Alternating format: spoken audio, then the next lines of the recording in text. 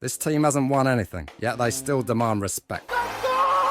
They haven't even tasted a title, yet they walk into stadiums like they're the team to beat. 2 seasons ago, Coach Clay took this Colorado team over. They've made a playoff appearance in both years, only to be humiliated by the Georgia Bulldogs both times. Expectations are at an all-time high. There's no room for error, especially with the hype surrounding this year's recruiting class. Falling short of the standard cannot continue being tolerated. This year, positions are on the line, scholarships are on the line, and even jobs are on the line. We only have 2 seasons left. If I don't deliver a national championship, then someone random in the comments will get some free Colorado swag. So make sure you hit that like and follow button, leave a comment below, and as Coach Clay would say, let's crack your skull down to the white meat. Crack your skull down to the white meat. Oh my goodness. In our first game of the season, we're taking on a user, the head coach at SMU. Coach Clay wants to set the tone early in the season, especially with the defense. I'm just schooling that rookie, man, showing him the ropes. In the first drive, the sophomore scheduler Sanders gets the offense rolling. We're going to need his electric playmaking this season. The defense picked up right where they left off last season. Heavy hits cause early turnovers for this SMU offense. However, Shedder would struggle with the deep ball early in the season. Sometimes it takes him a bit to find his groove. The most promising part of this defense is the line. Some hogs and dogs in the trenches, and sophomore Jacob Chappie would continue bringing the physicality we need in our secondary. We have a young receiving core this season, but Shedra will grow with them. On the other side,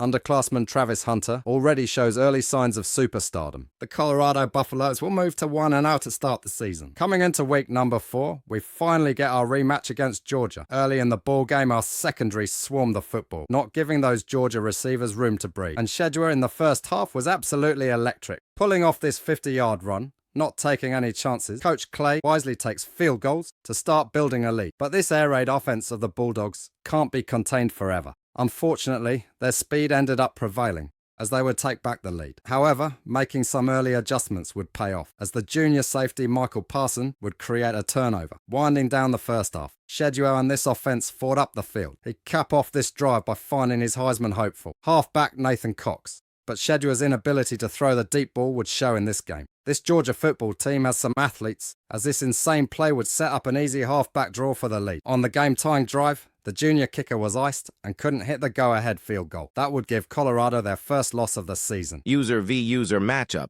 heading into week number 5. Colorado needs to right the ship against Big Ten powerhouse, The Ohio State University. On the first offensive drive of the game, Shedeur came out red hot. He finds his halfback Nathan Cox on a mismatch to put the Buffs on the board. Shedeur just throw a pass farther than 17.5 yards? What? I was shocked. I didn't know what to say. On the other side, this Colorado defense struggled to contain these Ohio State's wideouts. Ohio State would score on the second straight offensive possession, but Shedeur would respond by hitting freshman wide receiver Spencer Banks, who shakes and bakes into the end zone. But here come the Buckeyes. Even triple covered isn't good enough. And off that miraculous play, their all-American running back punches it up the middle. With a tied ball game, Shedeur finds the Heisman hopeful, who makes a Sports Center top 10 play of the week to give Colorado back the lead. But Ohio State would respond by finding the all-American Antonio Gates. Late in the ball game, though, the defense finally makes a stand, and the final nail in the coffin comes from the freshman Whitworth. Colorado will go back in the winners column, moving to 3-1 for the season. Heading into week number 7 with a user v. user matchup against South Carolina. We're going up against the current defending champs, who also have a quarterback Heisman front-runner, Lamar Jackson. This is one of the most potent offensive users in the league, so we need to set the tone early. Halfback Nathan Cox uses his breakaway speed to hit the sideline for a 20-yard run, putting us on the board first. On the other side, the defense is causing chaos, picking off the Heisman hopeful Lamar Jackson. Shedeur checks down at the line, calling a deep route that he puts right on the money, and Coach Clay is loving it. Stop playing with me, Trip! Boom! South Carolina would respond with their air raid offense as Lamar Jackson catches the Colorado secondary slipping. That sets up an easy run play that puts South Carolina on the board. With a 21-7 lead, the Buffs defense would force their second turnover for the night. That sets up the Buffs offense for this misdirection and play action to hit freshman Jonathan Cochran, whose speed it too much to contain. The Gamecocks would respond as they possess one of the fastest wide receiving rooms in the country. Jackson finds his target over the top, but Shedeur decided to be a grown man. I mean, he grew chest hair this game, as he welcomed contact and imposed his will against this South Carolina defense. But out of nowhere. Yeah, We'll be sending this film to the NCAA committee to review later. In a final attempt to keep the game alive, the Colorado defense causes their third and final turnover for the game. The Buffaloes will move to 4-1 for the season, taking down the defending champions South Carolina Gamecocks. Coming into week number 8, we're on the road against number 6 Michigan. I've enjoyed road games this season because for some reason our defense takes pride in silencing the crowd early and often on the road. Early physicality with this front 7 leads to this turnover by the Michigan running back. Check out Big Boy scoot down the field like the Chow Hall was in the end zone. The Scheduler to Nathan Cox connection has become a thing of beauty. Sanders puts this one on the money to go up 14 on the road against Michigan. You can tell this team was starting to gel as both sides of the football kept finding a way to weather the storm. Senior wide receiver Curtis Reed gets us into the rezone where Heisman hopeful Nathan Cox would finish the job. In a last-ditch effort to salvage some dignity, Michigan lands the deep bomb to put them in scoring position. And yet again, we get beat over the top, but it's not enough as the Colorado Buffaloes will move to 5-1 for the season. We're lined up against number 24 Penn State, and some random Penn State fan in my chat had the audacity to talk trash to me. We're just going to try to get him going. Oh, you think so? Are you out there? You think so? It became personal with me. Keep that same energy. Are you out there? On the road, you know how our defense gets down. There was not a single blue jersey on the field that didn't feel the Colorado defensive presence. And after 3 straight dominant defensive plays, our little Penn State fan got quit. Hey, are you there? Don't go nowhere. I want that same energy all football game when I put my foot on the crack of these boys' rear end. On a simple screenplay, Shedder got Nathan Cox, the football in the open field. That was all she wrote. Cox extends the Buffs' lead by 2 scores. On the other side, sophomore Jacob Chappie comes downhill with bad intentions. But the final nail in the coffin came from none other than Nathan Cox, who not only is an elite halfback, but also the best kick returner in the dynasty, who finds the open field and scores a 76-yard touchdown. The Buffs will move to 6-1 for this season, and looking ahead at next week's user vs user matchup, Coach Clay has some choice words for Cincinnati's head coach, Ant Bell. Ant Bell Jr., coming for you next, because you've been talking mad reckless since the last time we played. Oh, Coach, I'm going to run the Big Ten. Oh, we going to win the Big Ten championship. Y'all, you really not that good at Colorado. I'm going to put 100 on you, Coach. Blah, blah, blah, blah. That game is personal. Top 25 matchup heading into week 10 with a user v user matchup against Ant Bell. This game is absolutely personal. Lots of words have been exchanged, especially in the off-season. I heard you were looking for me. I wanted to start on defense because I wanted him to know we packed that heat. Sit him down!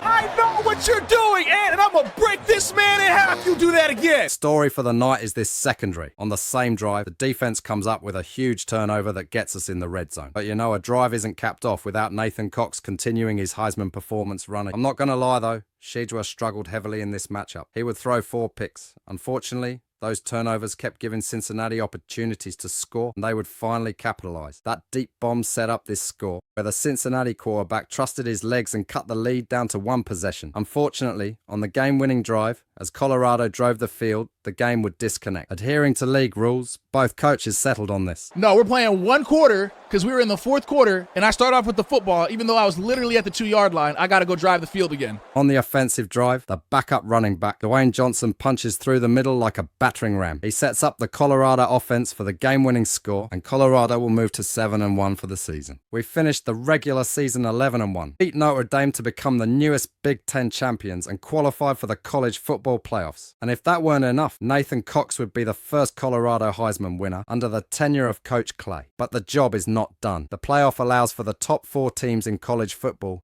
to compete for the national championship. Those teams include South Carolina at the 1 seed, us at the 2 seed, Florida State at the 3 seed, and Hawaii at the 4 seed. This is your college football playoffs. Heading into round 1, our first matchup is a user v user matchup against Prop and his 99 overall Florida State University Seminoles. And before you ask, yes, this is another coach that openly threw shade at the Buffaloes leading up to our game. I have receipts for everything. First offensive drive of the game.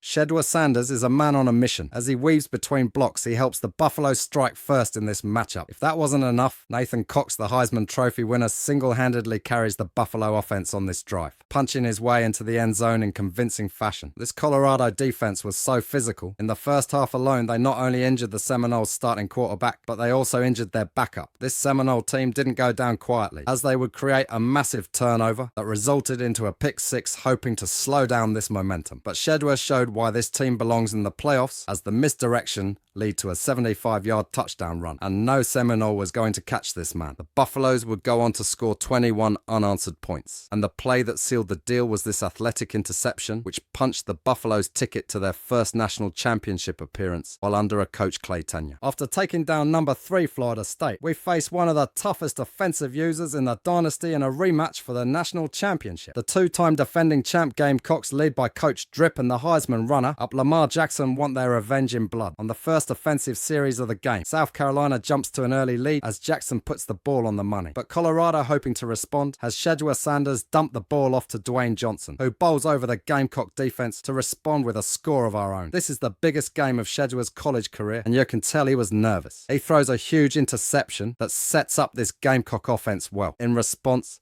the Gamecock offense gets the ball to their speedster running back, who finds the sidelines and trots untouched into the end zone. As the first half comes to a close, Colorado needs to cut into this lead. Sanders finds Johnson again over the middle of the field, but this Gamecock defense has absolutely locked down every option, which results in yet another costly turnover for the Buffaloes. But the second half brings life to this unit as Shedua finds senior Curtis Reed, who breaks down the secondary of the Gamecocks to tie this ball game back up 14-all. Coach Clay had to hit the silencer on that one. On the next ensuing drive, the Colorado secondary pulls off a Sports Center top 10 one-handed interception that puts the offense in prime position. Let's go! Coach Clay trusts his Heisman Trophy winner as he punches it in the end zone to take the first lead of the night. Trying to hold on to this lead, the speed of this Gamecock wide receiver room takes advantage. Lamar Jackson completes this 70-yard bomb to set them up for this run, which would tie the ball game at 21-all. To start the fourth quarter, Coach Clay makes a gutsy call, having Shedua throw a deep ball over the top to the tight end Jonah Talent. Jonah would be pushed out inside the 30-yard line. On the next play,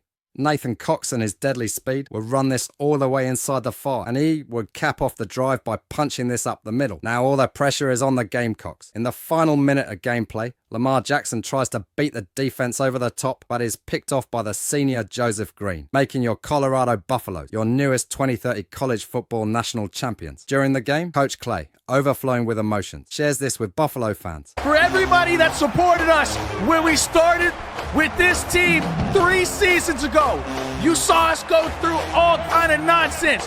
You saw us make it through the 14 playoff system, and we are finally going to be crowned your national champion. All year they doubted me. All year coaches wanted to take me out. All year everybody said, oh, Coach can't make it. Coach ain't got the team. He got a fake Heisman player on his team. He ain't really the Heisman winner. He don't belong in the playoffs. I've been hearing all that noise.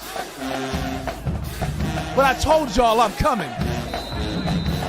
And I'm finally here.